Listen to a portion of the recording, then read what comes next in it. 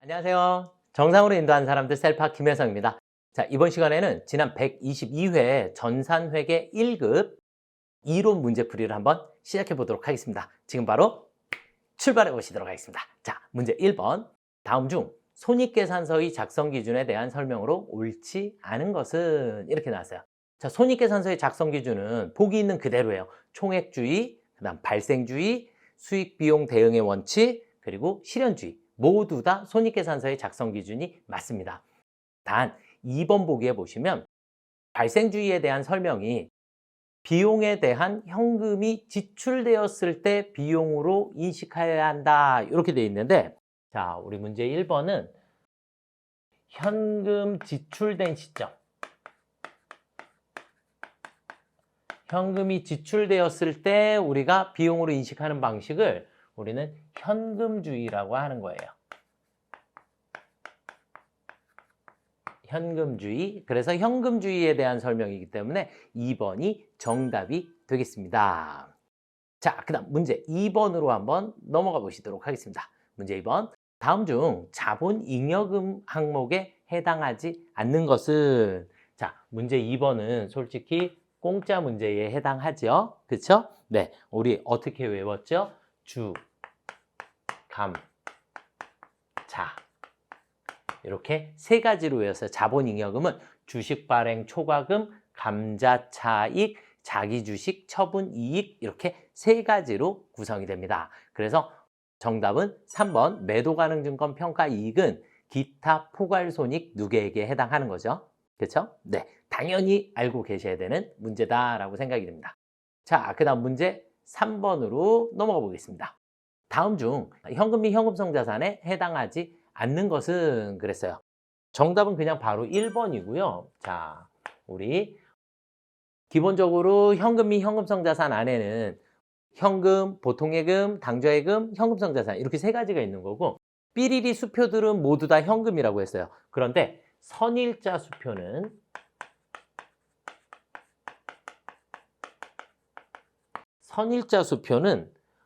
equal 어음과 같습니다.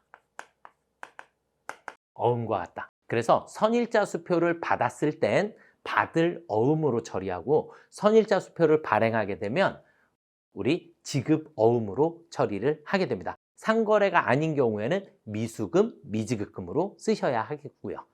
이해가 되셨을까요? 그래서 선일자 수표, 수표들 중에 유일하게 선일자 수표만 미래의 날짜로 발행하는 수표이기 때문에 그 미래의 날짜 자체가 어떻게 보면 만기일과 같더라.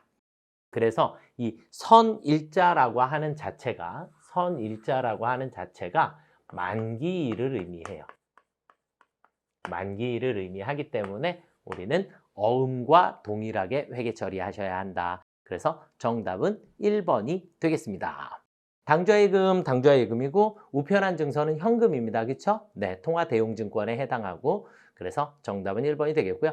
자, 문제 4번 보도록 하겠습니다. 문제 4번. 문제 4번도 모든 자산 구입 시 재비용 및 수수료는 원가에 포함한다. 단, 단기 매매 증권만 제외하고. 맞죠? 그런데 유형 자산의 취득 원가에 포함되지 않는 것은 이렇게 나왔는데, 우리 보기를 조금 암기하셔야 돼요. 취득 원가에 포함되는 것은 설치 장소 준비를 위한 지출, 그 다음에 구입 시 운반 비용, 취득세 모두 포함하게 됩니다. 설치 후에 발생하는 비용은 설치가 끝난 다음에 이후에 설치까지 필요한 건 원가에 포함하지만 설치 이후에 들어가는 것은 우리가 뭐 판매비와 관리비나 제조 원가로 처리하실 수 있게 됩니다. 그래서 정답은 4번이 되겠습니다. 그래서 여기서 뭐라고 되어 있냐면 설치 후라는 표현이 잘못되어 있다라고 보시면 될 것 같아요. 자, 그 다음은 문제 5번으로 한번 넘어가 보시도록 하겠습니다. 다음은 도매업을 영위하는 주식회사 경기의 비용 관련 자료이다. 다음의 자료를 이용하여 영업의 비용 합계액을 계산하면 얼마인가 그랬어요. 자, 영업의 비용도 제가 회계 1급에서 엄청 중요하게 설명드리는 부분이고, 우리 영업외 비용, 영업의 비용에는 뭐뭐 있었죠? 우리 이자 비용, 그리고 기부금, 그리고 무슨 손실, 그리고 기타의 대손상각비가 있어요.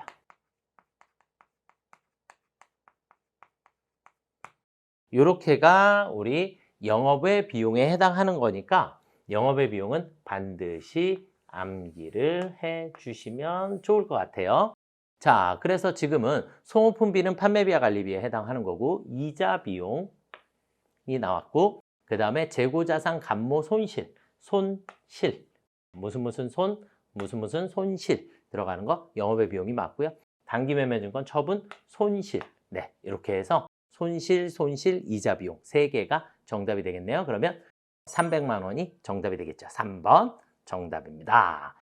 자, 그 다음 문제 6번으로 한번 넘어가 보시겠습니다. 자, 문제 6번은 다음의 재고자산에 대하여 저가법을 적용했을 때 기말 평가 금액으로 오른 것은 그랬어요. 자, 그럼 문제 6번은 우리가 저가법이다.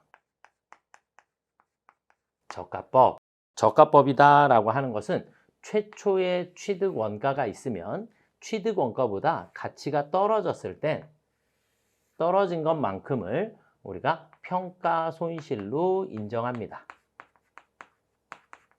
평가 손실로. 그래서 최초의 취득 원가가 있으면 가치가 떨어졌을 때 평가 손실로 인식을 하게 되고 이 가치가 다시 상승하게 되었을 때 우리는 최초의 취득 원가 범위까지만 평가 손실로 처리했던 것을 다시 환입시키게 돼요. 다시 환입, 평가 손실을 없애준다는 얘기예요. 마이너스로. 그래서 최초의 취득 원가까지의 상승은 인정하지만 그 이상 올라간 부분은 인정하지 않는 부분을 우리가 저가법이다라고 얘기를 해요. 자, 그러면 이제 우리는 저가법에서는 가치가 떨어졌으면 떨어진 것을 인정하니까 이 떨어진 값을 여기에 이 떨어진 값을 인정한다. 이렇게 보시면 돼요. 그래서 가치가 적은 쪽으로 인정한다. 이렇게 보시면 돼요. 자, 그럼 상품은 장부가가 12만 원이고 그 다음에 순실현 가치가 11만 5천 원이 나와 있네요. 그러면 11만 5천 원이 더 적은 금액이죠. 이 적은 금액으로 인정한다. 자, 제품은 장부가가 15만 원이고 순실현 가능액이 17만 원이기 때문에 그러면 장부가가 더 적은 값이 되겠죠. 저장품은 장부가액이 13만 원이고 순실현 가치가 11만 원이기 때문에 11만 원을 우리가 인식을 하고자 한다. 이렇게 보시면 돼요. 그래서 적은 값 11만 5천 원, 15만 원, 11만 원이 정답이 되겠죠. 그래서 2번이 정답이 되겠습니다. 자, 그 다음 문제 7번 보도록 하겠습니다. 7번. 단기매매 증권에 대한 설명으로 옳지 않은 것은 그랬어요. 우리 아까도 모든 자산 구입 시 재비용 및 수수료 원가에 포함한다라고 했었고 공정가치로 평가를 하도록 되어 있고 평가손익은 당기손익으로 인식한다. 우리 여기서 당기손익이다라고 하는 것은 영업외 수익, 영업외 비용으로 인식한다 이런 말이고요. 1년 이내의 단기적인 투자 목적으로 취득한 주식 등을 말한다. 네, 취득 시 발생한 취득 비용을 취득 원가에 포함한다? 아니요. 900번대 수수료 비용, 그러니까 900번대 수수료 비용은 영업외 비용으로 처리하여야 한다. 그래서 3번이 정답이 되겠습니다. 처분 시 발생하는 처분 손익은 당기 손익으로 인식. 네, 처분 손익은 자기 주식 처분 손익을 제외한 나머지 처분 손익들은 모두 다 영업외 손익으로 처리를 하시면 되겠습니다. 그래서 정답은 3번이 되겠고요. 자, 그 다음 문제 8번. 다음 중 당좌 자산에 해당하지 않는 항목은 무엇인가? 파드럼, 성급비용, 미수수익 모두 당좌 자산이 맞고요. 자, 우리 문제 8번에 당좌 차월이 나와 있는데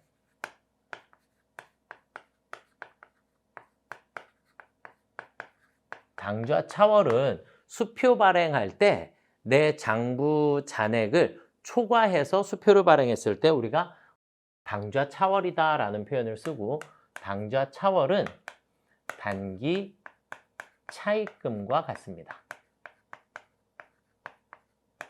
단기 차입금과 같기 때문에 그럼 단기 차입금은 뭐에 해당해요? 유동부채에 해당하죠.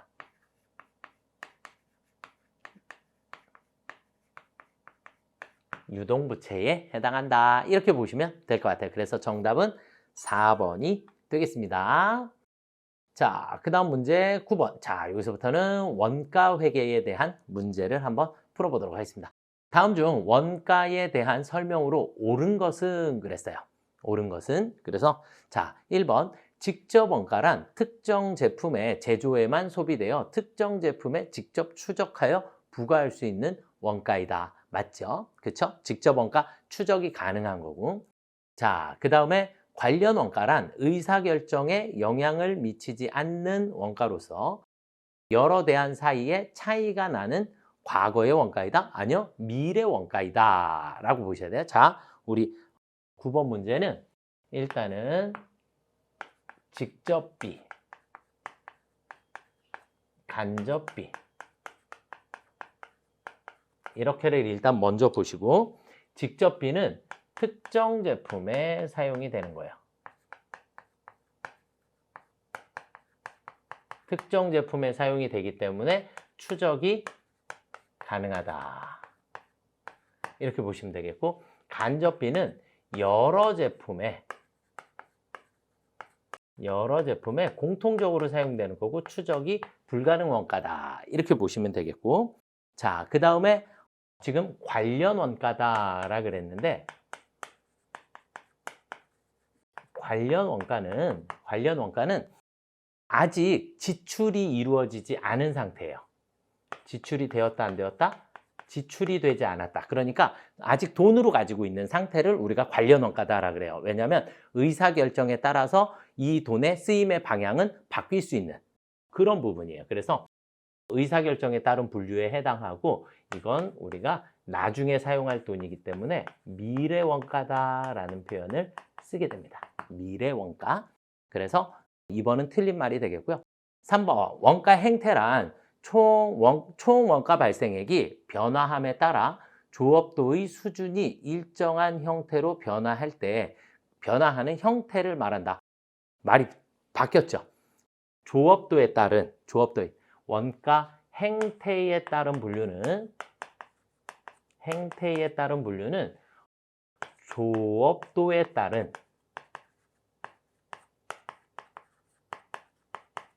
총 원가의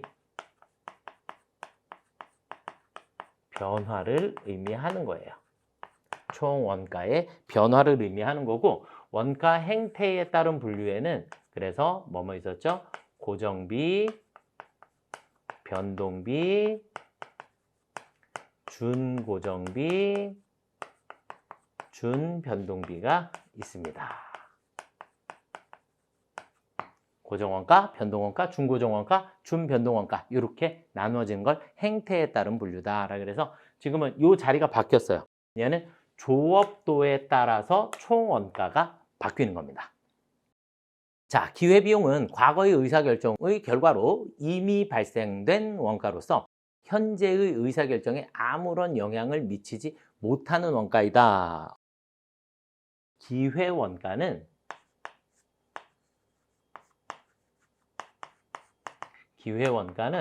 어떠한 대안을 선택할 때 우리가 가장 중요한 방식을 선택을 하겠죠. 가장 좋은 방식을 선택을 할 거고 그럼 나머지 안건들 중 효익이 가장 큰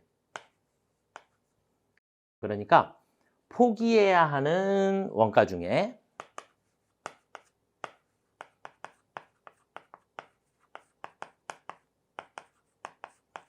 대안 중 효익이 가장 큰 것을 우리는 기회원가다라고 얘기를 하고 기회원가를 아주 쉽게 설명을 드리면 A 프로젝트를 우리가 추진하는 과정에서 5가지의 안건이 예를 들어서 나왔다. 방식이. 5가지 방법이 나왔는데 그중에 우리는 가장 좋은 방법을 선택하겠죠. 그럼 나머지 대안들은 포기해야 하는 대안들이 되고 그중에서 효익이 가장 큰 거. 그래서 결국 이걸 제가 수업 시간 설명드릴 때는 뭐라고 하냐? 차선책이다. 차선책. 그러니까 첫 번째가 잘 안 됐을 때 두 번째 대체제로 쓸 수 있는 거. 그래서 우리는 넘버 2입니다. 이렇게 제가 설명드려요. 그래서 가장 좋은 걸 선택하고 포기해야 하는 것들 중에 효익이 가장 큰 거. 이렇게 보시면 될 것 같아요. 자, 그 다음에 지금 보기에서 설명한 과거의 의사결정의 결과로 이미 발생한 원가로서 현재의 의사결정에 아무런 영향을 미치지 못하는 원가. 그 원가를 우리는 뭐라고 하죠? 매몰 원가다라고 얘기를 해요. 매몰 원가. 매몰 원가. 이미 발생하여 더 이상 의사결정에 영향이 없는 원가. 그래서 우리는 아까 관련 원가다라고 하는 걸 배웠는데 여기에서 매몰 원가는 대표적인 비관련 원가입니다. 의사결정에 영향을 미칠 수 없는 비관련 원가에 해당한다. 이렇게 보시면 돼요. 그래서 정답은 1번 우리 추적 가능성에 의해서 특정 제품의 추적이 가능한 원가를 우리가 직접 원가다라고 얘기를 하는 겁니다. 그래서 1번이 정답이 되겠습니다. 자, 그 다음 문제 10번으로 한번 넘어가 보도록 하겠습니다. 문제 10번. 다음의 제조와 매출에 관련된 자료가 다음과 같을 때 영업이익을 계산하면 얼마인가 이렇게 돼 있거든요.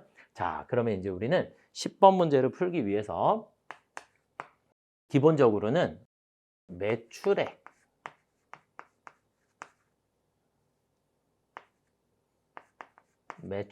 마이너스 매출 원가를 해주시게 되면 매출 총이익이 나오겠죠. 매출 총이익이 나오더라. 그러면 매출 총이익에서 판매비와 관리비를 빼주시면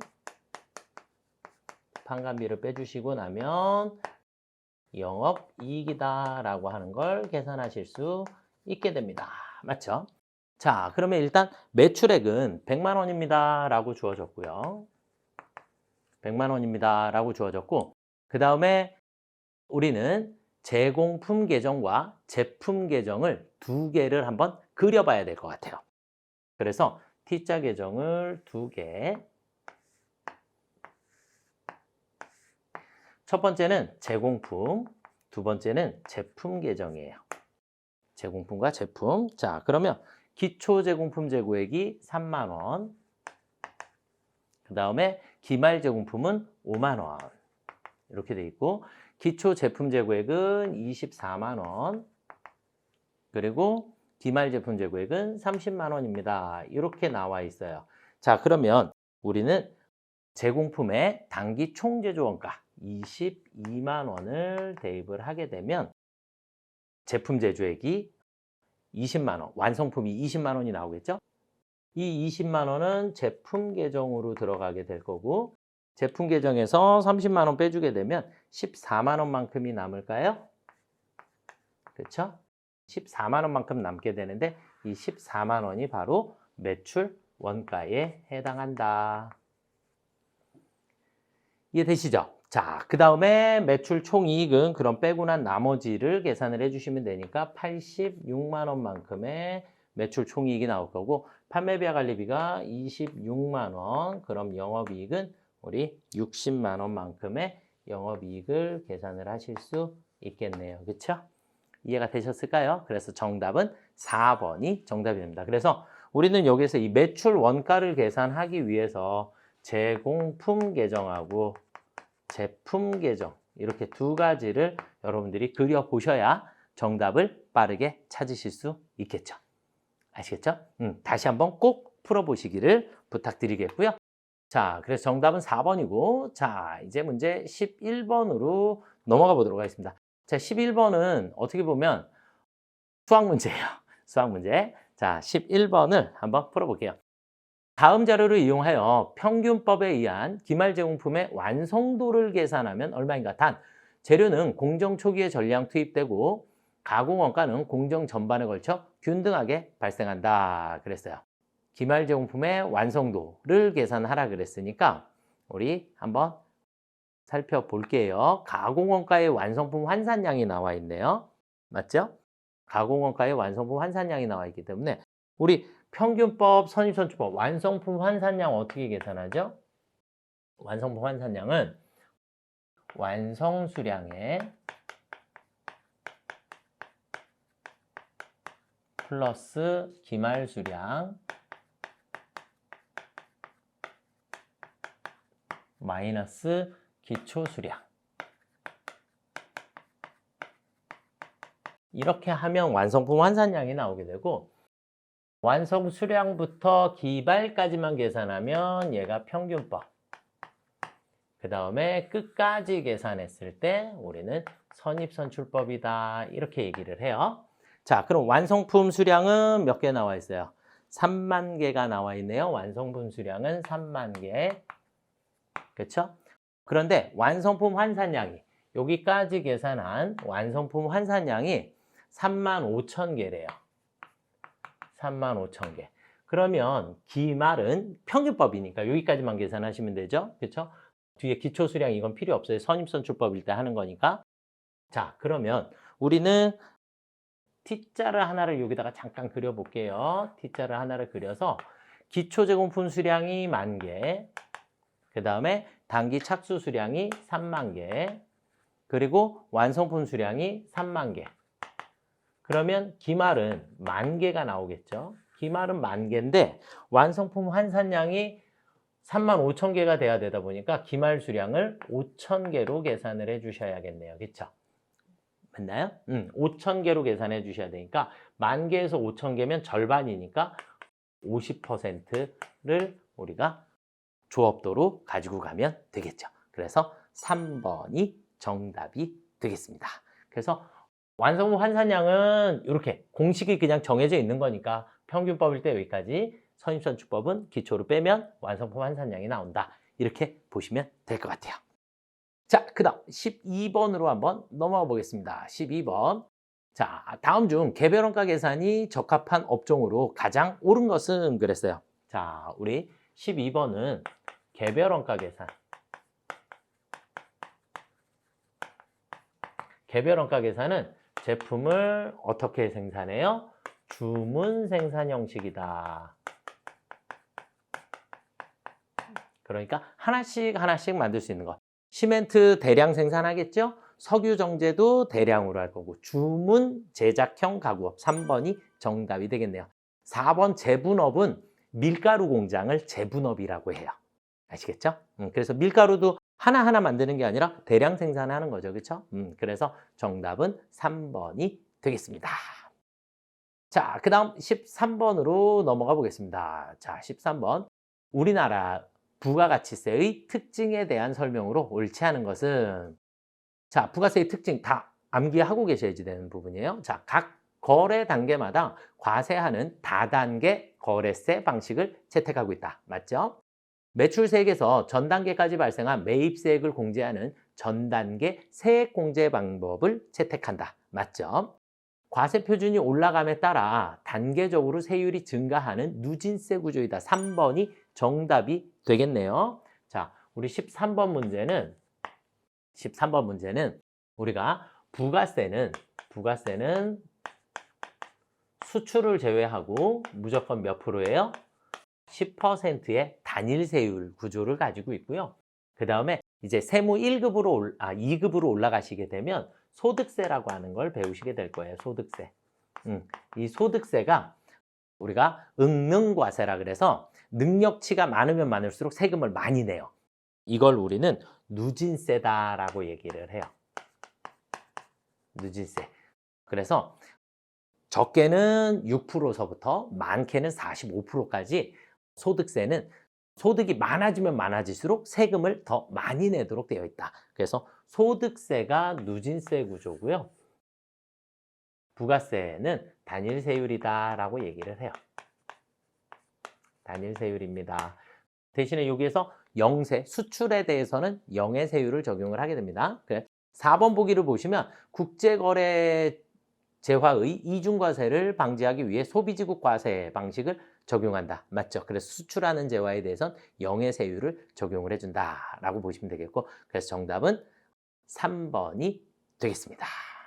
자, 그 다음은 14번으로 한번 넘어가 보겠습니다. 다음 중 부가세법상 간이가세에 대한 설명으로 옳지 않은 것은 그랬어요. 간이가세자의 경우 일반적으로 1년을 과세기, 1월 1일서부터 12월 31일까지를 과세기간으로 합니다. 직전 연도 공급 대가가 4,800만 원에 미달하는 개인 사업자가 간이가세 적용을 포기하게 되면 3년간 간이가세 적용을 받지 못하게 됩니다. 네, 맞습니다. 간이가세 포기 신고서를 제출한 경우 그 다음 연도 1월 1일부터 일반가세가 적용된다? 아니요. 포기 신고서를 제출을 할 때 언제서부터 일반가세 적용을 받겠습니다 라고 하면 그 달 1일서부터 일반가세 적용이 가능합니다. 그래서 3번이 정답이 되겠습니다. 간이가세는 매출세액보다 매입세액이 많아도 부가가치세 환급이 불가능하다 이렇게 돼 있고요. 14번에서는 간이가세자, 일단 간이가세자는 직전 연도의 공급 대가의 합이 1억 400만 원 미만인 자를 우리가 간이가세자다라고 얘기를 하고, 간이가세자는 의제매입세액 공제, 대손세액 공제, 그리고 환급을 받을 수 없습니다. 이 세 가지를 받을 수 있다, 없다? 없다. 이렇게 조금 암기를 하고 계시면 좋을 것 같아요. 세무 2급에 올라가면 또 자연스럽게 계속 나오는 부분이니까 그렇게 보시면 될 것 같고요. 자, 그 다음에 올해 15번 마지막입니다. 다음 중 부가세 법상 면세 대상이 아닌 것은 그랬어요. 자, 우리 15번 면세. 면세에는 뭐 있죠? 토지 자체. 그 다음에 기초생필품, 그래서 농축수임산물, 농축수임산물에 해당하는 것들, 미가공 식료품에 해당하는 것들, 그 다음에 교육 서비스, 그 다음에 의료, 보건 관련된 것들 모두 면세 적용을 받게 됩니다. 그 외에 뭐 복권도 있고요. 그 다음에 생수, 우리가 기본적으로 수돗물은 면세예요. 수돗물은 면세인데 우리 편의점에서 파는 생수 있죠? 생수는 과세에 해당합니다. 생수 과세에 해당하고, 그 다음에 영유아 귀저귀 분유, 그러니까 영유아용 분유, 뭐 기저귀 모두 면세에 해당하고, 여성용품 면세에 해당하고요. 그 다음에 이 정도 여러분들이 알고 계시면 문제 푸시는 데는 크게 지장은 없을 것 같아요. 그래서 지금은 정답은 1번 생수는 과세에 해당합니다. 여러분들이 습관적으로 마트에 가면 저희 집은 5식구다 보니까 마트에 가면 영수증이 이렇게 길거든요. 거기에서 한번 확인 한번 해보세요. 앞에 이렇게 이런 표시가 붙어 있는 게 있어요. 이런 표시가 붙어 있는 것들은 다 면세 품목들이에요. 그래서 면세 품목들은 이렇게 표시가 되어 있으니까 우리 흰우유 사보면 흰우유 면세구나, 초코우유는 얘는 과세네, 이런 것들을 여러분들이 확인하실 수 있으세요. 그래서 오늘 산 물건 중에 뭐가 면세에 해당하지 한번 보시면 좋을 것 같아요. 아시겠죠? 그렇게 해주시면 될 것 같고, 네, 오늘 122회 전산회계 이론을 조금 풀어봤는데 제가 생각할 때는 요 근래 나온 문제들 중에서는 조금 쉬운 편이 아니었나라는 생각이 조금 드네요. 요즘 아주 문제가 산으로 가는 경우가 많다 보니까 여러분들이 기본적인 문제들을 정확하게 풀어내신다라고 생각을 조금 많이 하셨으면 좋겠습니다. 여러분 다음 시험에 합격을 응원하겠습니다. 오늘은 여기까지 하도록 하겠습니다. 수고들 많이 하셨습니다.